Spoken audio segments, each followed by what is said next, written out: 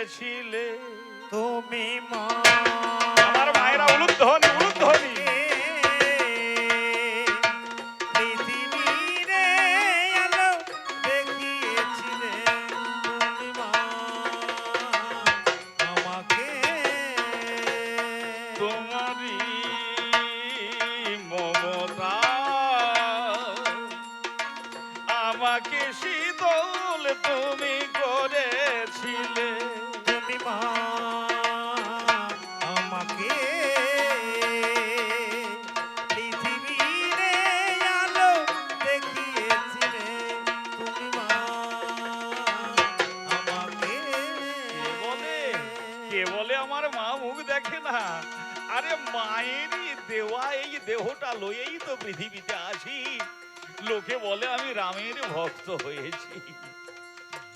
তোমার মমতা হিমালয় হয়ে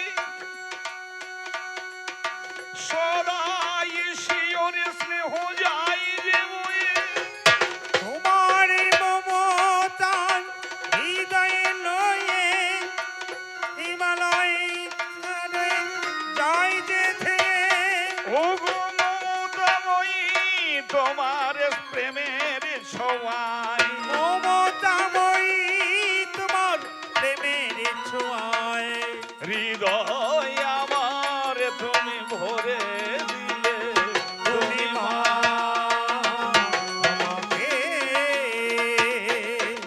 পৃথিবীরে আলো দেখিয়েছিলে তুমি মা আমাকে ভূমে গরীয় সীমাতা স্বর্গানুচ্চত্তর পিতা জননী জন্মভূমিশ্চ স্বর্গাদপি গরীয়সী। মা ও মা, তুমি তো চলে গেছো, তুমি আমাকে রামের সেবক করে দিয়ে গেছো। নির্জন রামেশ্বরের তীরে নির্জন রামেশ্বরের তীরে ভগ্ন সেতুর ধারে নির্জনে বসে রাম নামে জপে করি আমি একান্ত অন্তরে। জনকোলাহল লোকালয় হতে অনেক দূরে এলাম চলে অবিরত জয় রাম শ্রীরাম সদায় ধ্বনি তোলে। এই যে অষ্ট যোগের সিদ্ধ হনুমান সদাই রাম গুণগান করি রামেশ্বরের ভগ্ন সেতুর বুকে সদাই রাম নামের ধ্বনি প্রকাশ করি। আমি নিজে বাহ্য জ্ঞান হারা হয়ে রাম রাম রাম নাম জপ করছি। কোলাহল থেকে দূরে এসে এ হেন সময়ে আমি আমার কানের নিকটে শুনছি এই নির্জন প্রদেশে কে যেন এসে রাম রাম ধ্বনি করছে আমার সামনে এসে। মাননীয় ভক্তমণ্ডলী, মনুষ্য সমাজ পরে জানলাম মনুষ্য সমাজ নিজের নামের কাঙাল, তাই না? নিজের নামের কাঙাল। দেখে থাকবেন বাবা তত্ত্ব বিশারদ অমুক কীর্তনিয়া নাম, মানে নামের পিছনে একটা বড় লেজ। আর হনুমানের আসলে তো লেজ আছে, কিন্তু হনুমান নিজের নামটা পছন্দ করে না। হনুমান নিজের নামে কেউ জয়ধ্বনি দেখ, এটা হনুমান মানুষরা কিন্তু করে। বড় বড় ডাক্তারদের নামের পেছনে দেখবেন MBBS PhD কত কি সব লেজ লাগানো আছে। আসলে ওদের লেজ নাই বলে লেজ লাগাতে ভালোবাসে। আর হনুমানের আসলে লেজ আছে, তো হনুমানের নামে জয়ধ্বনি এই ছেলেটা নাকি এসে দিয়েছিল, এই একজন উত্তম মানুষ এসে দিয়েছিল। কিন্তু আমি রাম নামে বিভোর, আমি চুপ করে বসে আছি। কিছুক্ষণ পরে আমি কানের অগ্রভাগে যেন শুনছি কে যেন আমার কাছে এসে এই বনের মাঝে জঙ্গলের মাঝে ভগ্ন সেতুর পাশে এসে আমাকে রাম নাম শোনাচ্ছে। আমি নয়ন উন্মিলন করে দেখছি, দেখি কে তুমি রাম নাম শোনালে গো, কে তুমি আমায় কিনে নিলে গো, তুমি কে, তুমি কে? সঙ্গে সঙ্গেই উত্তম মনুষ্য পরিচয় দিল, সে হচ্ছে তৃতীয় পাণ্ডব, সে হচ্ছে অর্জুন। আর সে পরিচয় দেওয়ার আগেই তার হাতের যে ধনুকটা, সেই ধনুক দেখে চিনিতে পারলাম সামান্য তো নয় গো।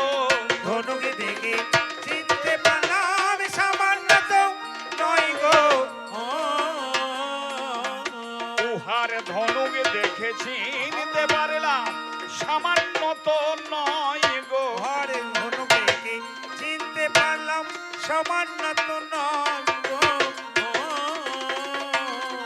এই যে গান্ডীব নামক ধনুক ধরে, গান্ডীব নামক ধনুক ধরে আমার চেনা হয় গো। ঘরে আমার চেনা হয়। আপনারা বলবেন বনের পশু হনুমান গান্ডীব ধনুক চিনল কি করে? সনাতন ধর্মে অনেক শাস্ত্র কথা, তত্ত্ব কথা আছে বাবা, যেগুলি জানার জন্য আপনারা কবি গান দেন। এই ধনুক একটা নয়, চারটে ধনুক তৈরি হয়েছিল। সেই চারটে ধনুক কি কি? ব্রহ্মা একদিন একটা জানি যজ্ঞ অগ্নি করেছিল, সেই যজ্ঞে একটা বংশ নাকি উৎপত্তি হইল। সেই মাসটা ছিল 25 পর্ব।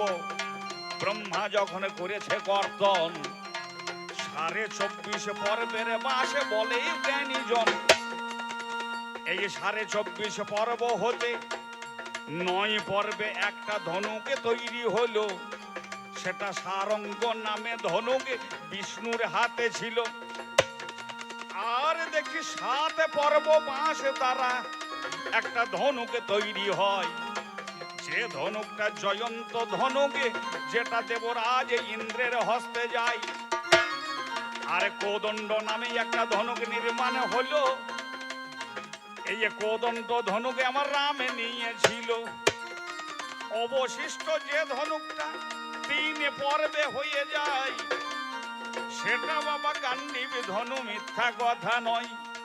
স্বয়ং পিতামহ ব্রহ্মা সেটা গরিত ধারণ। যেদিনে ব্রহ্মায় আমায় বরে করেছিল প্রদান, ওই ব্রহ্মার হস্তেতে ধনুক আমি নিরীক্ষণ করি। এটাই তো সেই গান্ডীবে ধনু, দেখি নয়ন বরাবরই। আরে কোদণ্ডধারী আমার প্রভু রাম হয়, সেই কোদণ্ডের অংশ বিশেষ গান্ডীবে হয়ে যায়। তাই এই গান্ডীব আমার দেখো বড় চেনা হলো। ও যে গান্ডীবে ধনু এই মানুষ কোথা হতে পেল? এ তো সামান্য মানুষ নয়। তাই আমি তাকে জিজ্ঞাসা করছি, ভাই কোথা থেকে এলে তুমি?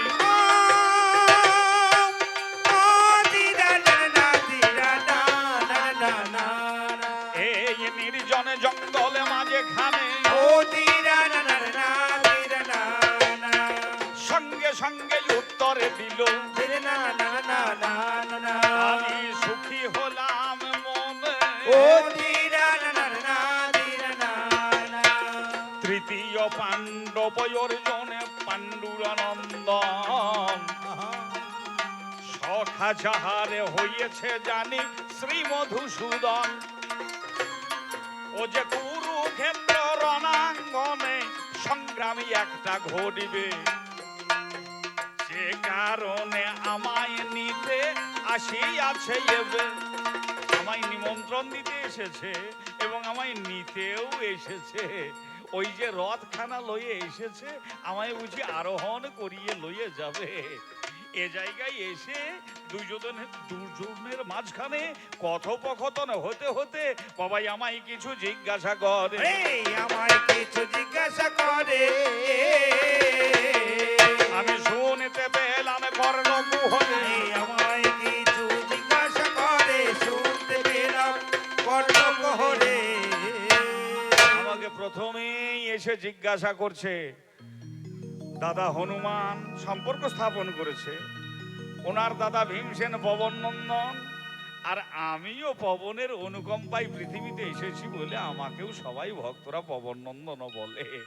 যেমন ভাবে আমি কেশরী বানরের ছেলে, অঞ্জনা বানরীর ছেলে, তদ্রূপ আমি পবনের। শুধু আমি নয় বাবা, আপনারাও সবাই পবনের নন্দন। কেমন করে? আপনারাও পবনের নন্দন। যদি বাবা পবন এক মুহূর্ত আপনাদের নিকট থেকে সরিয়ে যায়, বলুন তো মা আপনাদের অবস্থা কি হবে? পবন যদি এক মুহূর্ত আপনাদের নিকট থেকে সরিয়ে যায়, যদি আসা যাওয়া না করে, বাবা যদি কাজ ছাড়া হয়ে যায়, তখন সনাতনী যারা তারা সবাই বলবে ওরে বলো হরি হরি গো, ওগো শ্মশানে ঘাটে লয়ে যাবে, শ্মশান ঘাটে লয়ে যাবে। সবাই বলো হরি হরি বলে শ্মশান ঘাটে লয়ে যাবে। আবার যখন আমাদেরও জন্ম হলো, নিরে না না না নিরে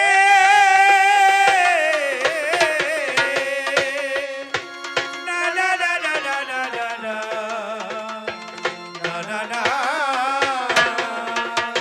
যত কালে পতিতঙ্গে বিন্দু মাতৃগর্ভ সমাশ্রিত, পিতার ব্রহ্মবস্তু যখন মাতৃগর্ভের মাঝখানে পতিত হয়, পবনের গতাগতি সুনিয়ন্ত্রিতম, যখন মাতৃগর্ভের মাঝে পিতৃবিন্দু পতিত হয়, পবন দেবতা শ্বাসে প্রশ্বাসে রূপে বাবা গতায়তি করে যায়। যদি সেই সময়েও পবন না থাকে, মায়ের গর্ভে যাবই বা কেমনে? যে কারণে সুনির্দিষ্ট উপযুক্ত ক্ষণের জন্য অমৃতময় পুরুষ, অমৃতময়ী নারী আবির্ভূত হয় এই সুন্দর ভুবনে। তাই পবন আমাদের পিতা, সকলের পিতা। আমরা পবন ছাড়া নই। তথাপি অর্জুনে আমায় হেথায় বলে যায়, আমাকে দাদা বলেছে। আমাকে যখন দাদা বলেছে, সে যখন আমার কনিষ্ঠ শাস্তে চেয়েছে, তথাপি সে বলছে কৃষ্ণ আমার সখা, ভগবান আমার সখা। আমি চমকে উঠলাম সেই সময়।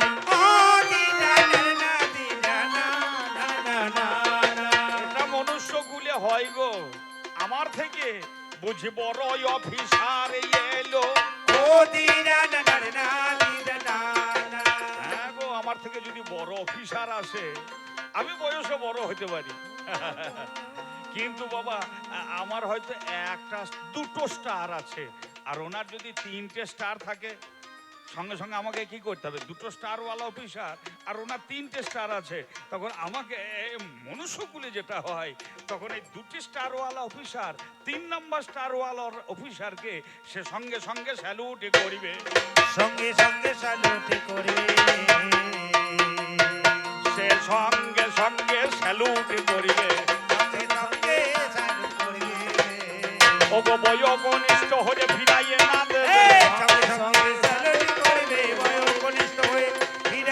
দেবে, আমি তিনটে স্টার বলছি। কবি গান যত গাওয়া কঠিন, শুনে অনুভব করা তত কঠিন। একটু ঠান্ডা মাথায় বুঝতে হবে বাবা। ওনার হচ্ছে তিনটে স্টার। কেমন তিনটে স্টার? ভক্তির জগতে ভগবানকে পেতে হলে 5টা স্টার আছে গো। 5টা স্টার কি কি? শান্ত, দাস্য, সখ্য, বাৎসল্য আর মধু। এই শান্ত হচ্ছে প্রথম স্টার।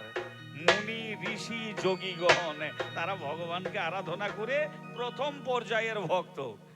দাস্য, তিনি প্রভু, আমি তার দাস। 2টি স্টার চলে এলো। আর 3 নম্বর স্টার সখ্য, তুমি প্রভুও নও, ভগবানও নও, তুমি হচ্ছ আমার বন্ধু। তুমি ভাবছো যে সদা সর্বদা তোমাকে আমি কাঁধে নেব, তা হবে না। ওগো আমিও তোমার কাঁধে যাবো, আমিও তোমায় কাঁধে যাব, তোমায় ভগবানে বলে না মানিব, আমি তোমায় কাঁধে যাব, ভগবান বলে তোমায় না মানিব। দাস্য ভাবের থেকে, দাস্য এই অফিসারের থেকে সখ্য ভাবের ভক্ত, তিনি যেন আর এক পর্দা আর একটা স্টার বেশি পেয়েছেন, তার প্রমোশনে হয়েছে, প্রমোশনে হয়েছে।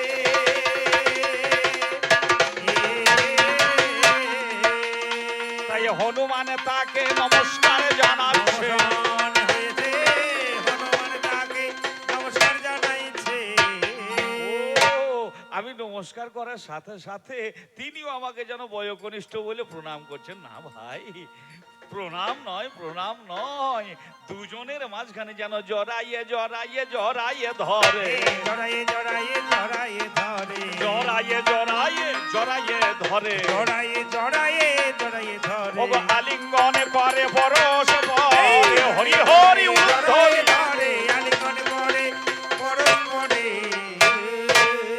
একটুখানি পিছিয়ে গিয়ে আমায় জিজ্ঞাসা করছে, দাদা চার যুগেতে অমর হলে এই না মহিতলে। আহা মরি মরি রে চাচুকেতে অমরে হলে এই না মহিতলে। তোমার আবির্ভাবে হয়ে গেল, আবির্ভাবে হয়ে গেল ওই না ত্রেতা কালে।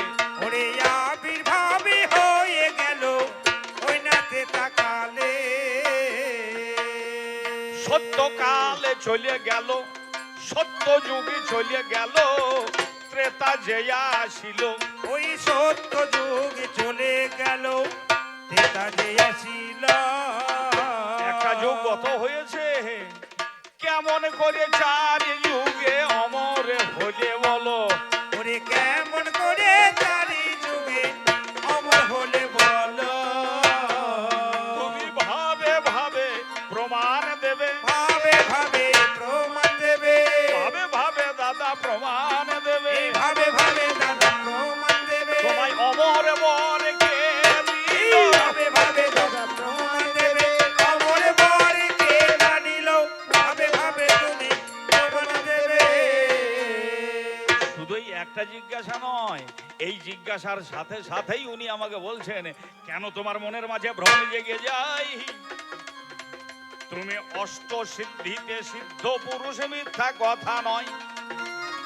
তুমি মায়ের গর্ভে 18 মাস মায়ের গর্ভ পরেছিলে, স্বয়ং গোবিন্দকে তুষ্ট করে তথাই কৌপিনী ধারণ করলে। অতঃপর ভূমিষ্ঠ হওয়ার পরে তোমার কি এমন ভুলে হলো? কোন ভ্রমে পতিত হনুমান দাদা তুমি হলে বলো?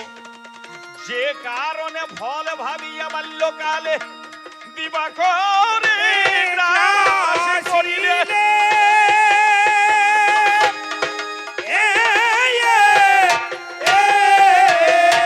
তোমার মনের মাঝে এত ভ্রমের কেন হলো জাগরণ? সত্য করে কথা বলো অগ্রজ দাদা হনুমান। ভাই রে, এই যে চার যুগে অমর বরের ব্যাপারটা না, হ্যাঁ, এটা ঠিকই ওই ফলের ঘটনার সময়ে ফল ভাবিয়া বাল্যকালে দিবাকরকে গ্রাস করতে গেলাম যখন, ঠিক সেই সময়েই এই চার যুগের অমর বরটা দিয়েছিল। কে দিয়েছিল? শাস্ত্র বলছে, রামায়ণ বলছে, এই বর দিয়েছিল আমাকে স্বয়ং কমল জনি ব্রহ্মা যে জন। জগতের সৃষ্টিকর্তা হলো ওরে পিতামহ ব্রহ্মা দেব।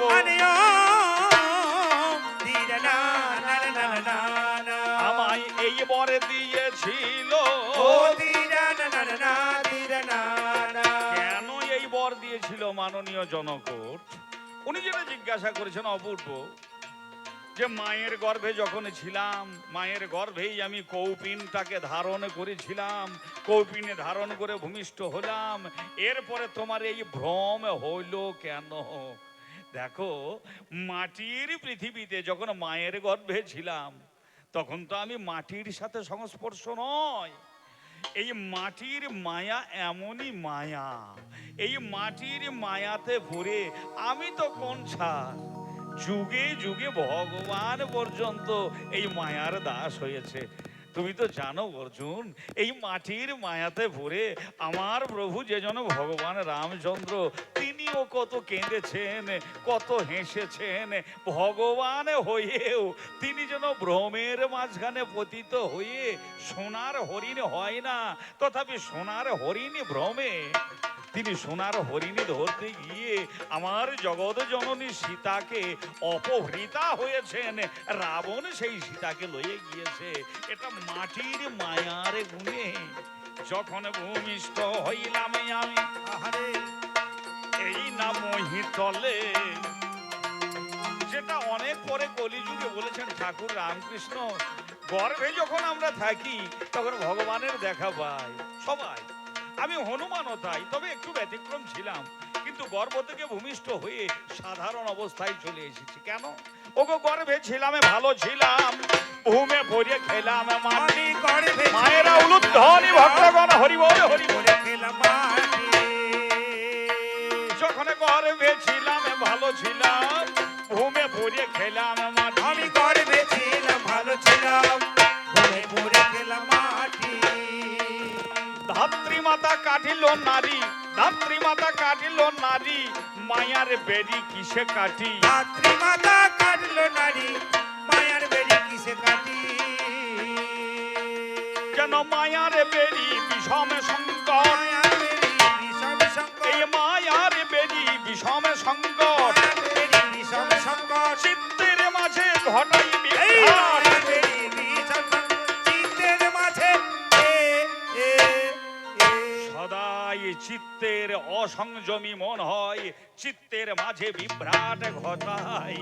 তাই এই ভূমিতলে যেমনই পতিত হলাম, প্রাকৃত নিয়ম অনুযায়ী যতই আমি কৌপিন পরা হই না কেন, এই মায়ার জগতে প্রবিষ্ট হয়ে পার্থিব জগতের চিন্তা ভাবনায় এলো। নিরে নিরে না নিরে না না না না না না না না না না না না নিরে নিরে না না না না না চন্দ্র কলা সম এই মারুতি যখন ক্রমবর্ধমান ছিল, যেটা হনুমানের চরিত্র বিশ্লেষণ করতে গিয়ে কম্বোজ রামায়ণ বর্ণনা দিচ্ছেন। হনুমানের মাতা অঞ্জনা সেদিন প্রমোদ উদ্যানে হনুমানকে রেখে গিয়েছে নিজের ভবনে শয়নে। প্রমোদ উদ্যানে সখীগণের সাথে একটু ভ্রমণ করছেন। এদিকেতে এই মারুতির যখন নিদ্রা ভঙ্গ হলো, সঙ্গে সঙ্গে বড় ক্ষুধাই অনুভব হলো। কি প্রচন্ড ক্ষুধা পায়। মা মা বলে মারুতি করিছে ক্রন্দন। এদিকে নিজের জননী অঞ্জনা দেবী তখন করিছে ভ্রমণ। মায়ের কর্ণ গোচরীভূত এই শব্দ নাহি হলো। মারুতি মনে মনে ভাবিতে লাগিল, আমাদের এই ভবনের মাঝে বিশেষ কোনো ফল দেখি নাই, যেমনই পূর্ব গগনের দিকে তার নয়নে চলে যায়। কত অমিত শক্তিশালী, কখনো মনের মাঝে ভ্রম আসে এই মাটির মায়ায় ঘুরে। যেমনই পূর্ব দিগন্তে তাহার নয়নে চলে গেল, ও বাবারে বালক এই অরুণে জানে তার কিরণে ছড়াচ্ছিল। বালক অরুণে প্রভাতের অরুণ, সূর্য দেবে দেবে দিনমণি, পূর্ব দিগন্তে উদিত হচ্ছেন এই মারুতি দেখিল অমনি। মনের মাঝে অমৃত বিক্রম নিরে নিরে টানা নিরে না না না না না। প্রচন্ড ক্ষুধা পেয়েছে, তো আবার অমিত বিক্রম আছে। ওই ফলটাই আমি করিব ভক্ষণ, এইভাবে মারুতি যেমন লম্ফ করেছে প্রদান। এটাও যেন বিধিরই একটা নিয়ম, বিধির একটা বিধি নির্দিষ্ট সুচিন্তিত পরিকল্পনা। এই জায়গাতে যেন আমিও নেই। ঠিক সেই দিনই ছিল বাবা শাস্ত্র অনুযায়ী সূর্যগ্রহণের দিনে হয় রাহু আর কেতু নামে সেই দৈত্য দুই ভাই। ওই রাহু সেদিন সূর্যের গ্রাসে করিবারে এলো, আর মারুতীয় লম্ফ প্রদানে করে সূর্যের দিকে অগ্রসর হলো। মাননীয় ভক্তমণ্ডলী, এই যে সূর্যটাকে ফল মনে করে যেমন ভক্ষণে করেছে হাই, ওদিকে রাহুই আমার বড় বিপদে পড়ে যায়। সমুদ্র মন্থন কালে কথা হয়েছিল, দেবে আর অসুরেতে সংগ্রামে হয়েছিল ভালো। একদিনে সূর্য আর চন্দ্রকে করিব ভক্ষণ। রাহুকে কথা দিয়েছিল দেবরাজ ইন্দ্র, এত শাস্ত্রের বচনে। সঙ্গে সঙ্গে রাহুই আমার দেবেন্দ্রকে জ্ঞাপন করিল, কোন একজনে দৈত্য এসে আমার আহার ভক্ষণ করিল। দেবরাজ ইন্দ্র কোন কথা অগ্র পশ্চাৎ বিবেচনা নাহি করে ও বাবারে ছুটে গিয়েছে 33 জনে দেব তাকে সঙ্গে করে। দেবরাজ ইন্দ্র যখন বজ্র প্রহার করিল, বজ্রের অমোঘ শক্তি জানেন জ্ঞানী দল। এই মারুতির হুন বা চুয়াল দেশে লাগিল যখন, আকাশে হতে নবমার্গ হতে ভূমিতলে পড়িল তখন। যেমন ভূমিতলে পড়িয়া যে যায় পবনের হতগতি, সেই সময়ে হয় পবনের দ্বারা এই মারুতির। সর্বপ্রথমে অঞ্জনার গর্ভে শিব বীর্য প্রদান করা হয়েছিল, যে কারণে পবনেরও ইহার প্রতি অমিত স্নেহ ছিল। সঙ্গে সঙ্গে পবন জানি গতিরোধ করে, হাহাকারে পড়ে গেল সমগ্র ব্রহ্মাণ্ড জুড়ে। কমলজনী ব্রহ্মা তখন পবন দেবে কয়, তোমার এই পুত্রকে বাঁচাবো নিশ্চয়। এই বলিয়া মারুতিকে কোলে তুলে নিল, সর্বঙ্গে হাত বুলাইয়ে চিরঞ্জীবী হও তুমি এই বর প্রদান করলো। চিরঞ্জীবী মানে 4 যুগে অমর হয়ে যাবে, এই বর কমলজনী ব্রহ্মা দিল। তবে হনুমান সঙ্গে সঙ্গে লাভ ছেড়ে উঠিল, বলে বাপরে বাপে মুলাম বলে বাঁচলাম, আমি বাঁচলে পরে আর বাঁচতাম না।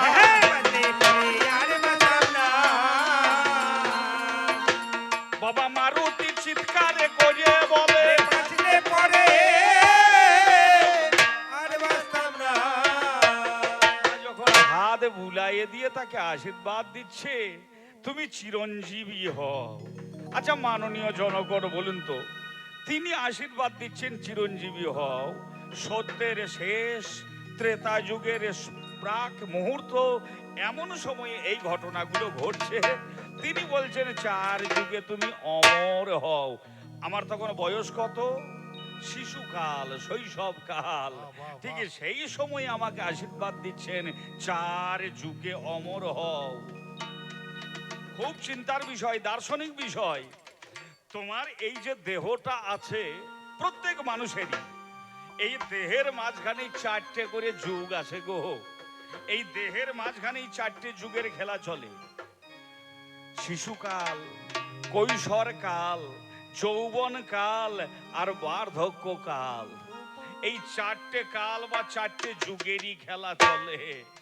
তিনি যেন আমার এই দেহটার উপরে কলেবরের উপরে হাত বুলাইয়ে বলছেন তুমি চিরঞ্জীবী হও। এটা এরা ভুল বুঝছে, ভুল বুঝে ভুল ব্যাখ্যা করে যে সত্য চলে গিয়েছে, ত্রেতাতে তোমার আবির্ভাব, তুমি 4 যুগে অমর কি করে? আমার এই দেহের মাঝেই যে 4টে যুগ বর্তমান, শৈশবকাল, কৈশোরকাল, যৌবনকাল আর বার্ধক্যকাল, এই 4টে কালই আমার দেহ বাবা সদা সর্বদা অমর থাকবে। হরি হরি ধ্বনি উলুধ্বনি।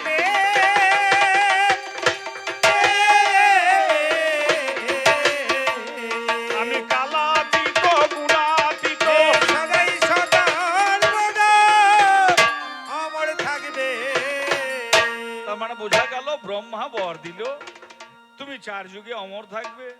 আবার যদি বলো ত্রেতাতে এসেছি, দাপর চলছে, কলিযুগের মাঝেও থাকবো, পুনরায় সত্য যুগ আসবে, সেই সত্য যুগের মাঝখানেও আমি অমর থাকবো। এটা তো চাকার মতো চলছে, সময় হচ্ছে বলবান, চাকার মতো চলছে। ত্রেতা, দাপর, কলি, পুনরায় সত্য আসবে, ঠিক সে জায়গাতেও আমি বর্তমান থাকবো, যুগে যুগে অমর। এটা স্বয়ং কমলজনী ব্রহ্মা আমায় আশীর্বাদ প্রদান করেছিল। আর আমাকে যে বজ্রং বলি বলে, দেবরাজ ইন্দ্র বজ্র প্রহার করেছিল, আবার দেবরাজ ইন্দ্র আমাকে আশীর্বাদ দিলেন, তোমার দেহটা বজ্রের ন্যায় হবে, তুমি হবে বজরঙে বলি।